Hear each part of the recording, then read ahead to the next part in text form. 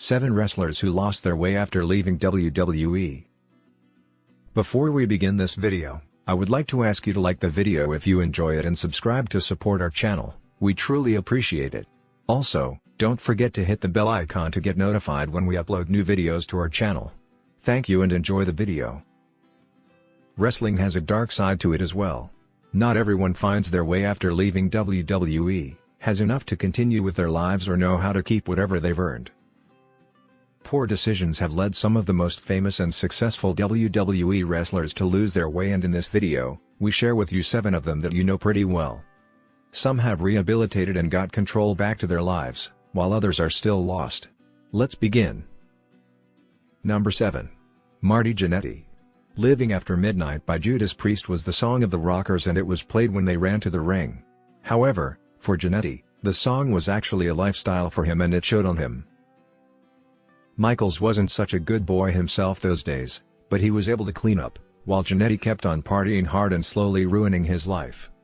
Every time Jannetty had another chance at the WWE, he found a way to blow it all and get released as quickly as he got called back. But things got even worse if talking from a mental point of view, as Jannetty shocked everyone with a bizarre Facebook post. In one post, he went on to talk about his adult daughter and a DNA test showing they are not actually related, and asked if it was okay to have sex with her as he was physically attracted to her. Jannetty later stated publicly that his account was hacked, which wasn't him making these comments. This does not end here, as on another Facebook post, he admitted to making a man disappear while threatening his former girlfriend. The Columbia Police Department in Georgia opened an investigation straight away, and Jannetty later clarified that he did not kill the man but hit him in the head with a brick after an attempted assault, and this way simply made him disappear. The following month, Jannetty said that his comments were part of a wrestling storyline, which he had to drop because of the police investigation. Don't be surprised if you'll hear more from Jannetty in the future, and not in the right way. Number 6. Sunny. Back in the day, Sunny was one of the hottest and most charismatic women in the industry. However, Sunny's lifestyle wasn't a straight arrow, as she constantly cheated on her boyfriend and high school sweetheart, Chris Candido, with another sexy boy, Shawn Michaels. She does not look any close to what she looked like in WWE, and her days after she left the industry can be described as a total train wreck. Most recently, she even got arrested for making terrorist threats. Sunny still has a genuine connection with her fan base, who all hope she'll be able to clean up one day before she ends up in jail or worse, dead. Number 5. Scott Hall. The time after wrestling didn't do any good to Scott Hall, and it seemed that at one point, alcohol will get the best of him and he'll end up his life to booze. Alcohol basically ruined everything in Hall's life, including his run in WCW. He was a mess, but was able to get his life and act together thanks to the special treatment offered to him by his friend, Diamond Dallas Page. It seems that with some kind of a special yoga exercise and treatment, plus the support of friends, Hall was able to get clean and start a new life. Hall was hospitalized after falling and breaking his hip. He was immobile on the floor for days before being discovered during a wellness check by his friend Diamond Dallas Page, who took him to the hospital. After Hall underwent hip replacement surgery, a blood clot was dislodged, and resulted in Hall having 3 heart attacks on March 12, after which he was put on life support. Sadly, he was taken off life support on March 14 after his family had traveled to see and be with him at hospital, and with him at his bedside, Hall passed away about 4 or 6 hours later. He was 63 years old. Number 4. Jake Roberts. By his own admission, Jake Roberts was spiraling out of control while still on the WWE roster. After his big run and great days in WWE, the drugs took hold of Jake and almost ended his life, as he just couldn't care and hated himself so much. Just like in the case of Scott Hall, thanks to the perseverance of his friend Diamond Dallas Page, Jake had lost his way, but was able to find it again and find some relevancy in the business again, keeping the murder hawk monster Lance Archer company on AEW. Number 3. Kanyon. Kanyon's story is really sad and heartbreaking. Chris Kanyon was a natural when it came to the ring and wrestling, innovating some of the best moves the industry has ever seen, especially during his time in WCW. However, not everything is revealed on the ring and behind the scenes. He was really struggling with his sexuality, and it took its toll on him, despite all of his friends stating that it didn't matter to them. Canyon was also dealing with a lifelong bipolar disorder. He threatened suicide in the weeks prior to his death, and on April 2, 2010, his brother, who was concerned about him after he wasn't answering his calls, went to check on him and sadly found him dead in his Sunnyside, Queens, apartment.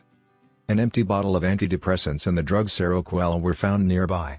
He was 40 years old. Canyon left behind a note of apology for his family. His death was acknowledged by WWE. Much of his great work and moves in the ring has been celebrated by wrestlers like Chris Jericho and guys that he helped bring up like the Young Bucks and indie star Luke Hawx. Number 2. Dino Bravo. The Montreal territory has long been thought of by fans and promoters as a bit of a twilight zone for wrestling. Hometown guys like Jacques Rougeau and Dino Bravo were heralded as gods to the fans, despite being smarmy, nasty heels to the rest of the world. During those days, Dino was one of the bright spots on the WWE midcard and was able to have a decent match with just about anyone. However, wrestling wasn't the only thing Bravo was part of in his life. Within wrestling, it was often rumored that Bravo was also a part of the Montreal underworld. Hit Aunt Maria was the wife of Vic Catroni, who had a reputation for being Montreal's leading mob godfather. Bravo often worked as a chauffeur for Paul Catroni, a relative of Vic's, reportedly a member of the powerful underworld family. Rumors only got stronger when Gino Brito, his partner in several businesses, including the local, regional wrestling office, was arrested as part of a loan sharking ring. It seems that Dino was taking part in illegal cigarette smuggling in Canada and that this eventually led to his death. On March 10, 1993, Dino was found shot dead after being hit by 11 bullets in the head and torso at his V1, Laval, Quebec home. He was 44 years old. Number 1. Chyna. Chyna started in the women division of WWE but quickly became a megastar due to her association with DX and even winning the Intercontinental title from Jeff Jarrett no less. Unfortunately, things only got downhill for her as time passed. She was fired from WWE by fax and her relationship with Triple H that helped her get into the business was also her demise from it as well. It seems that she was unable to cope with how the relationship between her and Triple H ended, and after WWE, she headed down a path of drugs and alcohol, and a lifestyle where no friends really had her best interests in mind. When she started to try and clean herself up is also when her life unfortunately ended. On April 20, 2016, Chyna was found dead at her home in Redondo Beach, California.